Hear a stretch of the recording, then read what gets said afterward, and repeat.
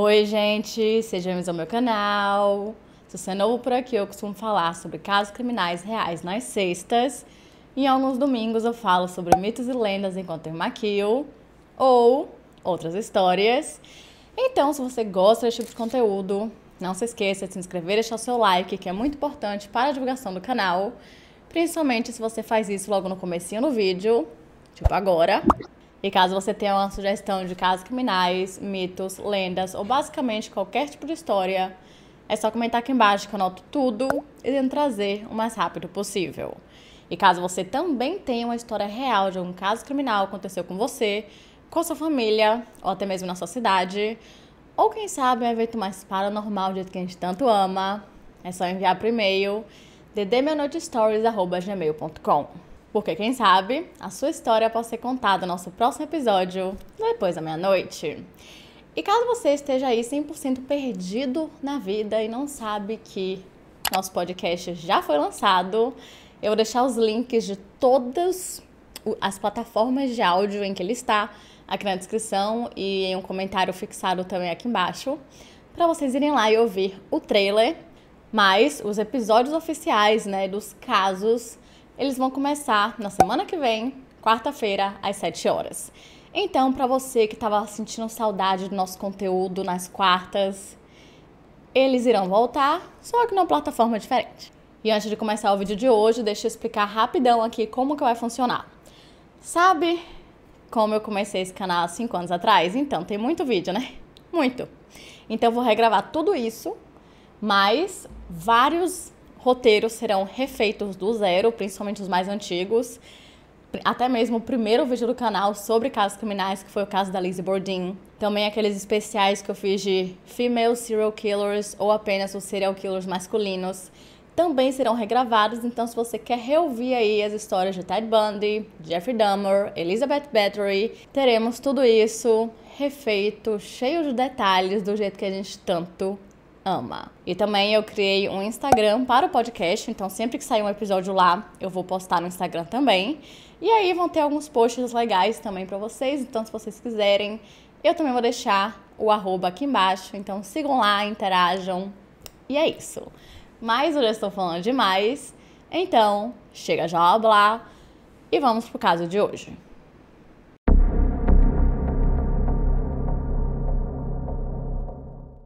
Ipswich é uma cidade situada no condado de Suffolk, na região leste da Inglaterra, e é uma das cidades mais antigas da Grã-Bretanha. Ela se estende às margens do rio Orwell, proporcionando uma ligação vital com o mar e uma bela paisagem portuária. Hoje em dia, Ipswich é conhecida por sua combinação de tradição e modernidade. No geral, ela é uma cidade com uma rica herança histórica, uma comunidade vibrante e uma mistura de atrativos modernos e tradicionais, tornando-a um local interessante para visitar e explorar. Em 2009, a tranquila atmosfera dessa localidade histórica foi abruptamente interrompida por um duplo homicídio que ficaria marcado na memória coletiva. No coração da inocência habita um paradoxo arrepiante, um paradoxo que revela a verdade perturbadora sobre a capacidade para a escuridão dentro dos recipientes mais inesperados. As crianças, muitas vezes consideradas como a personificação da pureza e do potencial imaculado, podem ocasionalmente destruir essa percepção, demonstrando um nível de brutalidade e malevolência que rivaliza até mesmo com os adultos mais endurecidos. E é com isso que começamos o caso de hoje. Desmond Thorpe nasceu na cidade de Norfolk, no condado de Anglia Oriental, na Inglaterra, e em algum momento de sua vida, ele conheceu uma mulher chamada Deborah, com quem, mais tarde, ele acabou se casando e tendo 4 filhos juntos, sendo um deles uma menina chamada Lorraine Thorpe. Por alguns anos, a família parecia muito feliz e eles moravam no bairro de Clapgate Lane, no sul da cidade de Ipswich. E apesar de não ser ali o melhor local para se criar uma família, considerando a alta taxa de criminalidade, eles estavam indo muito bem. Mas, eventualmente, as coisas começaram a desmoronar. Com o passar dos anos, o casamento de Desmond com Deborah acabou descendo ladeira abaixo, principalmente pelo fato de que ambos bebiam ali de uma forma extremamente excessiva, bebidas alcoólicas, e chegou a um ponto que simplesmente morar no mesmo local tinha se tornado insuportável. Com isso, vendo que realmente não tinha mais o que ser feito para que o relacionamento desse certo, eles decidiram se divorciar E isso aconteceu em 2006, quando Lorraine estava com apenas 12 anos de idade. Só que o que acontece? Como nenhum de seus pais tinha condições de cuidar da filha naquele momento, o serviço social teve que intervir e ela foi colocada em um orfanato. Já em relação aos outros filhos, eu não sei exatamente o que aconteceu com eles, não encontrei informações na internet, mas eu acredito que eles eram mais velhos e que provavelmente nem moravam mais com os pais naquela época. Depois de um tempo, Lorraine conseguiu voltar a morar com a mãe, mas tinha um pequeno problema. Elas não se davam muito bem. Então, ela foi procurar pelo pai, e é aqui que entra uma outra situação extremamente triste e complicada. Após seu divórcio com Deborah, Desmond foi se vendo em uma situação onde ele foi dependendo cada vez mais do álcool para ir lidando com a situação de sua vida, o divórcio e o afastamento de sua filha. E nos próximos 2 anos, ele estava indo de mal a pior. A esse ponto, ele tinha se tornado um alcoolista crônico e não conseguia mais cuidar de si mesmo, ou até mesmo, de certa forma, funcionar direito, a não ser que ele consumisse regularmente bebidas alcoólicas. Por conta disso, ele acabou se envolvendo ali com a comunidade de bebedores de Ipswich e, como ele não tinha onde dormir, ele passou a praticamente morar na rua. Ocasionalmente, ele até conseguia passar a noite ou dormir por alguns dias na casa de um de seus amigos. E quando Lorraine viu que o seu pai estava nessa situação terrível, ela decidiu abandonar tudo e ir cuidar dele. Ela sempre tinha sido completamente apaixonada por ele e a única coisa que queria fazer agora era poder lhe dar todo esse carinho e apoio. Mas, ao mesmo tempo, ela era apenas uma criança e quando o serviço social descobriu que ela estava morando na rua, eles passaram a colocá-la em lares adotivos, mas ela sempre fugia e voltava para o pai. Quando ela era mais nova, os professores orientaram que os seus pais a levassem a um especialista, visto que ela estava tendo muitas dificuldades na escola, e rapidamente ela foi diagnosticada com transtorno de déficit de atenção e hiperatividade, mais conhecido apenas como TDAH, e com o diagnóstico vieram os remédios prescritos que lhe ajudaram bastante. E para quem não está familiarizado com o termo, alguns sintomas são falta de atenção, inquietação e impulsividade, e parece que o diagnóstico não é tão rápido assim. Podemos dizer, com 100% de certeza, que a infância de Lorraine Thorpe terminou logo após a separação de seus pais. Definitivamente, ela não era uma criança sem nenhuma preocupação no mundo, que poderia apenas brincar com seus amigos e seguir sua vida. Não, ela teve que se tornar extremamente independente muito rápido. E logo após sair da casa da mãe para morar com o pai nas ruas, ela também abandonou a escola e praticamente não tinha nenhum amigo da sua própria idade. Ela desistiu de tudo, da sua infância, do conforto de sua casa, de poder dormir em uma cama, apenas para cuidar em tempo integral do seu próprio pai, porque infelizmente com o tempo, por conta do uso excessivo de álcool, Desmond ficou tão incapacitado que ele mal conseguia andar sem a ajuda de alguém. E então, em 2009, com 15 anos de idade, Lorraine Thorpe começou a andar com a comunidade de bebedores de Ipswich, assim como seu pai. De acordo com as pessoas que a conheciam, como ela nunca recebeu muito amor, compaixão e cuidado, quando ela entrou nessa comunidade, ela finalmente se sentiu pertencente a algum lugar, né, como se ela tivesse uma nova família, e viu ali naquelas pessoas realmente uma nova família. Mas não demorou muito tempo até que ela também começasse a entrar no mesmo vício pelo álcool que o seu pai, e uma coisa foi levando a outra, e ela também começou a experimentar outras substâncias ilícitas, começou a cometer pequenos crimes, como roubos, enfim. E claro, entrava em muitas brigas. A grande maioria das brigas que ela entrava eram com pessoas que usavam seu pai como saco de pancadas apenas pelo fato de que ele não conseguia se defender sozinho.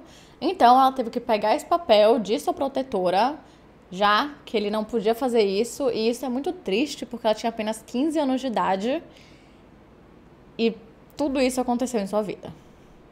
Nesse novo mundo, ela foi conhecendo pessoas um tanto quanto perigosas e violentas.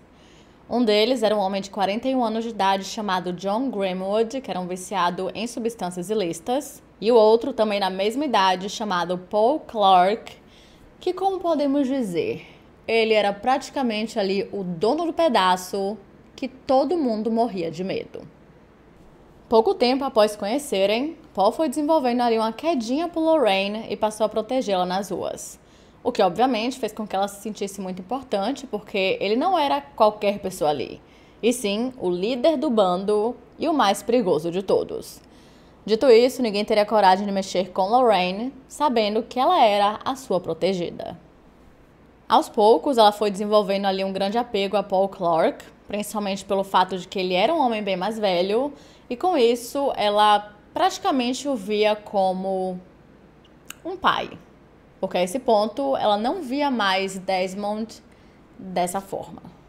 Mas, felizmente, também existiam muitas pessoas boas, porque, afinal, nem todo mundo era tão violento assim. Muitas pessoas boas estavam morando nas ruas porque tinham se envolvido com coisas erradas ou não tinham dinheiro para cuidarem e manterem ali uma casa. E uma dessas pessoas era uma mulher de 41 anos de idade chamada Rosalind Hunt, mais conhecida apenas como Rosie, que era uma mãe de 2 filhos, e era conhecida por ser extremamente gentil e carinhosa com todo mundo. De acordo com seus familiares, ela sempre foi uma pessoa incrível, que era apaixonada por todos os animais e que tinha tido o sonho de se tornar veterinária. Mas, infelizmente, como ela vivia faltando às aulas quando era criança, esse sonho nunca se tornou realidade. Além disso, muitos disseram que ela tinha uma certa dificuldade em conseguir socializar com pessoas da sua idade, então seus amigos sempre eram bem mais jovens, o que fazia com que ela fosse uma mulher solitária, já que dificilmente se encaixava em seus grupos. Aos 18 anos de idade, ela acabou se casando e rapidamente teve 2 filhos. Mas, infelizmente, embora ela tivesse um bom relacionamento com o filho, a sua relação com a filha era bem complicada e repleta de brigas e discussões. Tanto que chegou um ponto em que a filha foi embora e passou a morar com a avó. Depois de um tempo, usando o álcool como uma forma de escape para se livrar de seus problemas ou esquecê-los de alguma forma, assim como o casamento de Desmond com Deborah, o casamento de Rosie com seu marido, também começou a ir de mal a pior. Então, chegou o momento que eles se divorciaram, mas eles ainda eram muito amigos, então eles tiveram ainda essa relação bem amigável, só que eles tinham percebido que ter uma relação romântica não ia dar muito certo.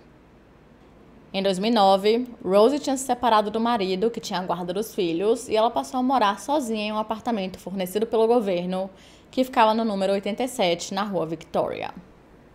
E como eu falei pra vocês, ela tinha problemas com bebidas, então ela rapidamente se envolveu ali com a comunidade de bebedores de Ipswich, que era a mesma que tanto Lorraine quanto Desmond participavam.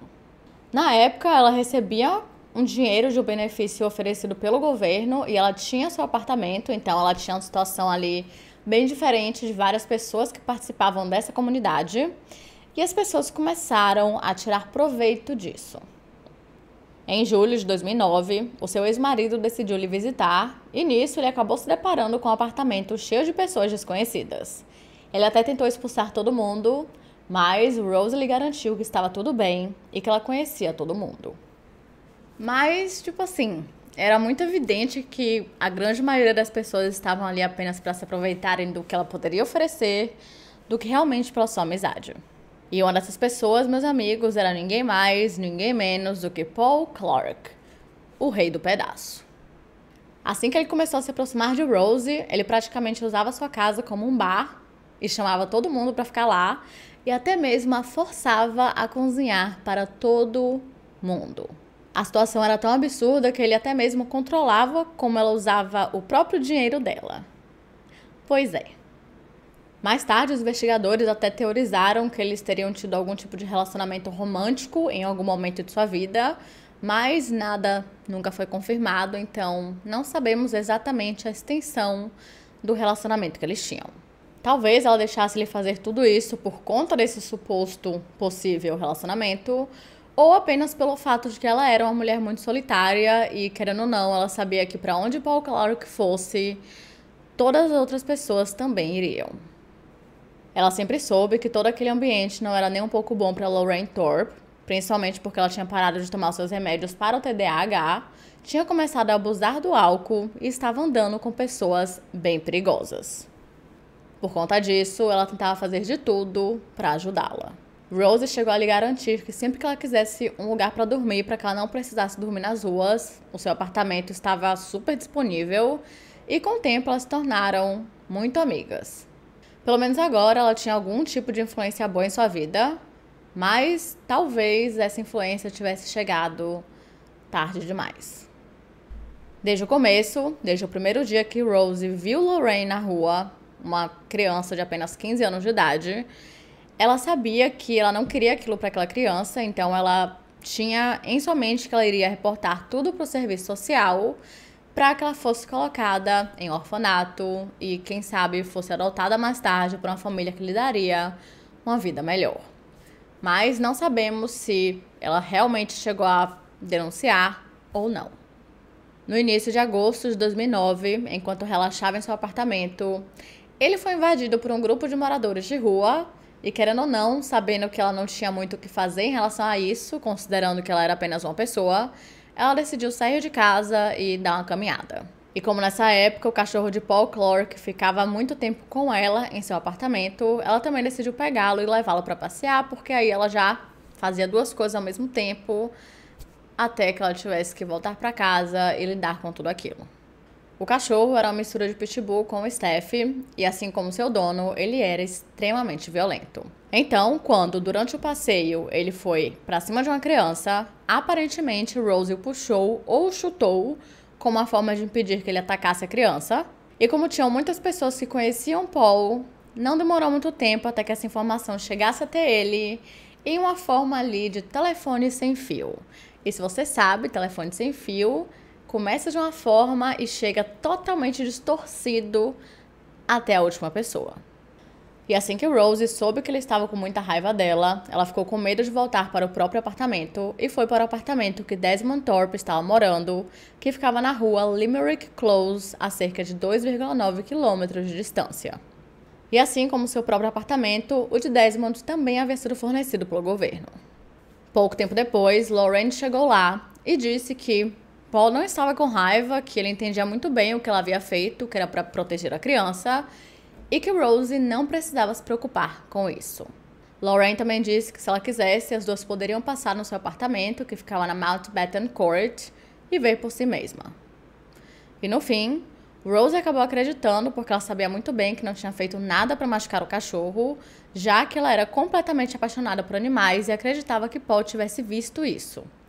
Então, ela saiu do apartamento de Desmond junto com Lorraine. E essa foi a última vez que ela foi vista viva. No dia 9 de agosto, um dos vizinhos de Rose acabou ligando para a polícia e dizendo que queria que eles passassem lá para fazer uma checagem para ver se estava tudo certo, porque ele não a via há alguns dias e isso não era uma coisa que costumava acontecer. E assim que a polícia chegou no local, eles se depararam com o corpo de Rosalind Hunt no seu próprio quarto. Assim que a notícia começou a se espalhar pelas ruas de Ipswich, as pessoas começaram a ficar chocadas porque elas não conseguiam entender como que alguém seria capaz de assassinar Rosie, que era conhecida por ser extremamente carinhosa, cuidadosa e gentil com absolutamente todo mundo. Mas essa dúvida não permaneceria por muito tempo.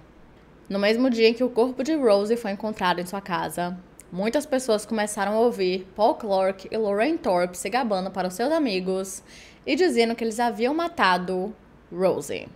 E assim que essa informação chegou aos ouvidos de Desmond, ele ficou com muita raiva e triste porque era uma amiga dele e, querendo ou não, ele estava ouvindo que a sua própria filha tinha sido responsável por isso.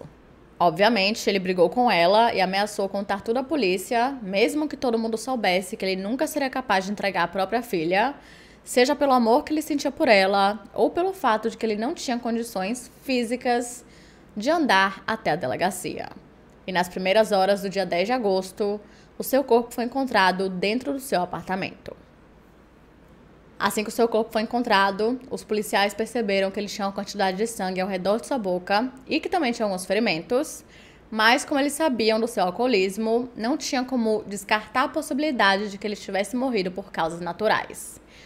Porém, algo bem estranho, esquisito e suspeito é o fato de que ele havia sido encontrado morto apenas um dia após Rosie Hunt ser encontrada. Teria que ser realmente assim uma baita de uma coincidência. Felizmente, não demorou muito tempo até que chegasse aos ouvidos da polícia que tanto Paul quanto Lorraine estavam andando tranquilamente pelas ruas da cidade se gabando pelo assassinato de Rosie e também que Desmond havia ameaçado denunciá-los à polícia. Eles literalmente estavam 100% nem aí e até parecia como se eles quisessem que as pessoas soubessem exatamente o que havia acontecido, porque dessa forma eles aumentariam o poder que eles tinham nas ruas. Então, no dia 10 de agosto de 2009, ambos foram encontrados, localizados e levados para a delegacia para serem interrogados. E, chocantemente, durante todo o seu interrogatório, Lorraine Thorpe ficou rindo com aquela situação que o seu pai estava morto e que Rosie, a sua grande amiga, havia sido assassinada. E, obviamente, ela também negou qualquer envolvimento em ambos os casos. E é bizarro o fato de ela ter esse comportamento, considerando que ela largou a sua vida, o seu conforto, para morar na rua, para cuidar do pai. Estava mais do que claro que ela não entendia a gravidade do que ela havia cometido, e em um certo momento ela chegou a falar o seguinte: você encontrará a minha pegada no meu pai. E eles realmente encontraram. Tinha uma pegada de tênis na testa de Desmond Thorpe. Além disso, em todo o seu corpo ele tinha ferimentos e marcas de socos e chutes. E após uma busca no apartamento, os policiais encontraram um travesseiro com manchas de sangue, que mais tarde foram confirmadas como pertencentes a Desmond. E no fim, a sua causa de morte foi determinada como sufocamento. Já a morte de Rosie não foi tão rápida, entre muitas aspas, assim, porque ela foi torturada durante vários dias antes da sua morte. Foi descoberto que Rosie tinha todo o motivo do mundo para estar morrendo de medo da reação de Paul Clark, porque, diferente do que Lorraine havia dito, ele estava sim, full pistola, com muita raiva e querendo se vingar dela da pior forma possível. Então, para isso, ele mandou Lorraine ir até a casa de Desmond buscar Rosie para que ele começasse o seu grande plano. E como Rosie amava completamente Lorraine, ela nunca imaginou que ela seria capaz de fazer alguma coisa contra ela e muito menos o que ela faria pelos próximos dias. Pelos próximos dias, ela foi mantida contra sua vontade na unidade habitacional em que Paul morava, que ficava na rua Mountbatten Court, e foi lá onde tudo aconteceu. Rosie foi brutalmente espancada e acabou ficando com 9 costelas quebradas, várias marcas de estrangulamento e em algum momento eles até colocaram fogo em seu cabelo. Mas, além disso, eles a torturaram mentalmente. Eles viviam ameaçando com um ventilador elétrico e o aproximavam do seu rosto apenas para que ela entrasse em pânico, e ela também foi forçada a entrar em uma mala, onde ela ficou presa por um período de tempo que não foi revelado. No dia 4 de agosto, que era uma terça-feira, de acordo com alguns vizinhos, Paul e Lorraine levaram Rosie de volta para o seu apartamento na rua Victoria, número 87, onde a tortura continuou. E os gritos eram tão altos que um dos vizinhos chegou a chamar a polícia para relatar o que estava acontecendo, mas quando a polícia chegou no complexo, eles bateram na porta do apartamento e, como não tiveram nenhuma resposta, eles simplesmente foram embora. E mais tarde foi revelado que provavelmente nesse momento ela ainda estava viva, mas ela não tinha forças para se mexer e muito menos gritar por ajuda. No mesmo dia, Paul e Lorraine voltaram para o apartamento e forçaram Rosie a engolir vários comprimidos para parecer que ela tivesse tirado a própria vida, só que pela quantidade de ferimentos que ela tinha em seu corpo e pelo estado em que ela estava, era impossível você olhar para ela e não perceber imediatamente que ela havia sofrido torturas absurdas nos últimos dias. Já Desmond, ele também foi torturado, só que ao invés de serem por dias, foram por várias horas. E como ele era fisicamente frágil por conta do excesso de álcool que ele havia consumido durante os últimos anos, ele nem ao menos conseguia se defender. Paul Clark e Lorraine Thorpe foram acusados de assassinato, mas pelo fato de Lorraine ainda ser menor de idade, Paul recebeu muito mais acusações que ela. Os investigadores também pediram ajuda a assistentes sociais para ver se eles descobriam ali qual era a relação entre Lorraine e Paul, para ver se tinha alguma coisa romântica, mas nada foi descoberto e os dois negaram qualquer envolvimento romântico. O julgamento começou em julho de 2010 e ambos se declararam inocentes. E como eles viviam na casa de Rosie e Desmond, obviamente tinha DNA dos dois em ambos os locais, então essas evidências não ajudaram muito e os investigadores tiveram que se basear mais nas declarações das testemunhas. E isso foi um grande problema, considerando que a maioria das testemunhas eram pessoas que viviam de vícios ou que tinham algum tipo de transtorno ou doença mental. E novamente, durante todo o julgamento, Lorraine Thorpe continuou rindo histericamente, como se aquela situação fosse assim, meu Deus, super engraçada. E ela passou todo o momento brincando e fazendo piadas com o Paul.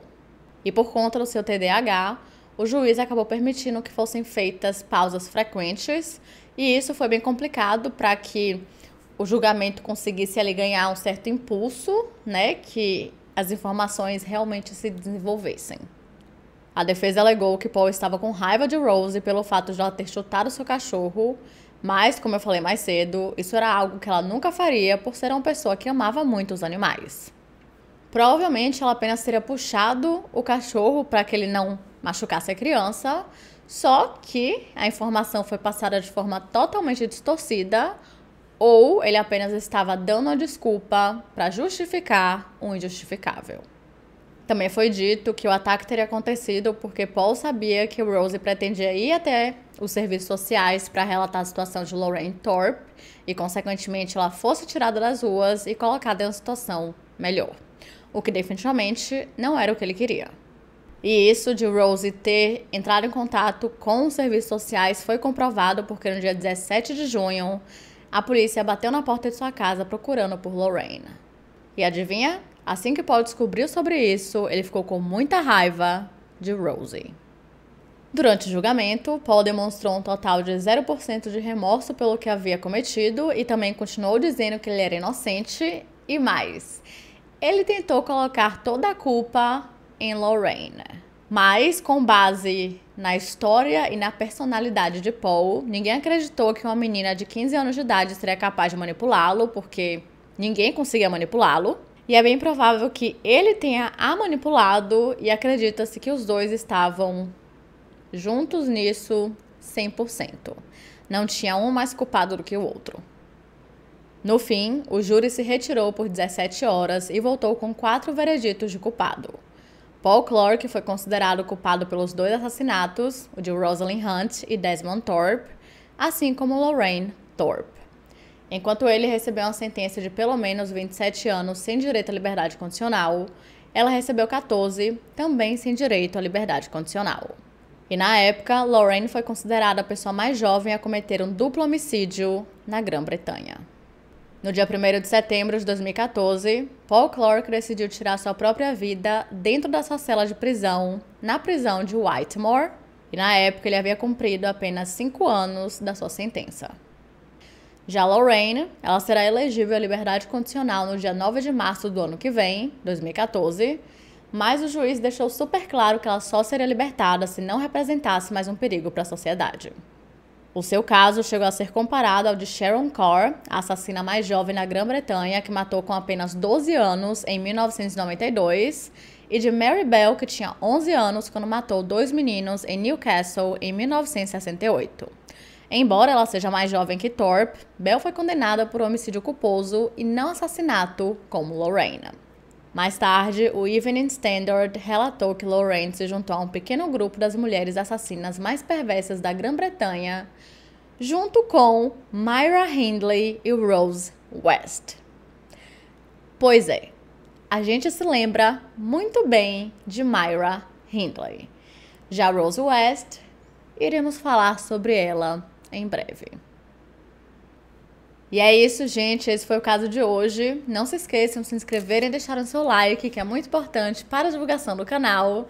E caso você tenha uma sugestão de casos criminais, mitos, lendas, ou basicamente qualquer tipo de história, é só comentar aqui embaixo que eu anoto tudo e tento trazer o mais rápido possível. E caso você também tenha alguma história real de caso criminal que aconteceu com você, com a sua família, ou até mesmo na sua cidade, ou quem sabe um evento mais paranormal, do jeito que a gente tanto ama, é só enviar para o e-mail ddmeanoitestories@gmail.com. E para deixar um aviso aqui, essa semana esse será o nosso único vídeo, mas caso vocês queiram uma live no sábado, dá pra gente fazer. Então comentem aqui embaixo se vocês querem essa live ou se a gente deixa para um outro fim de semana. E se vocês querem, me digam se o horário de 7, 8 da noite é um horário legal, tá bom? Então é isso. Até talvez sábado e se não, até semana que vem.